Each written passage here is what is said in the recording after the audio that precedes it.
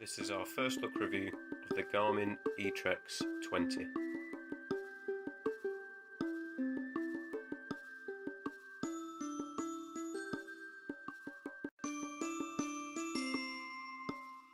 moment I'm just using the topographic map that comes loaded on the Garmin, and we're in the middle of here. We just look over to the side.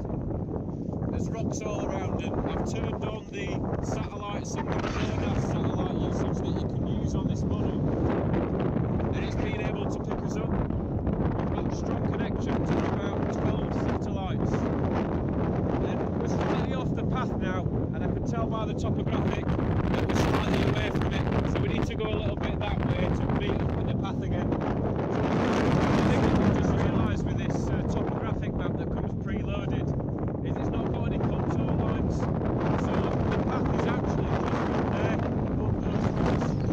But because we've only got a flat, featureless map to look at other than being in relation to the stream and the path itself, we're not actually on the path. We can see where it is, so in this case it's not an issue. You can download other ordnance survey maps and the like to get contour lines and better features, which we might do in future to test the Garmin a little bit more. So one other thing that I noticed about this, about the Garmin eTrex 20 is that the user interface is fairly simple. Really big logos and text to show you what you're looking at. Obviously map, that'll bring you onto the map.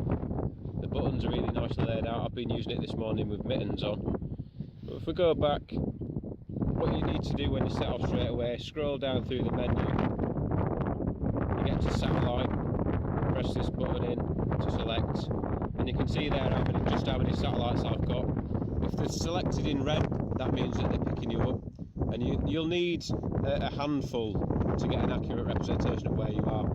And the sort of meter here shows how strong the signal is. You can have just regular American GPS satellites in use, and you can use what's called GLONASS, which I think are Russian satellites as well, just to make it a bit more accurate. But there's a lot of features on here. There's an alarm clock, there's a stopwatch for maybe checking out your pacing of how fast you walk a particular distance. There's a calculator, not quite sure why you'd need that, maybe calculating distances. It's actually got an area calculation function on there. You've got a calendar. You've got a route planning option where you can plan a route out and then activate it later on. You can also put photos onto an SD card and load them up onto here, so you can look at features, look out for these features that you've picked up maybe on a route, description online, and make sure you're heading the right way. It's also got a function for using with geocaching, which I'm not a big fan of, but if that's what you like to do, then maybe this Garmin's you know, it's set up nicely for that activity. So there's a lot on there, and we'll go more into that in future when we've had a chance to use it more. But I'm not tech savvy, but it looks fairly simple at the moment to use.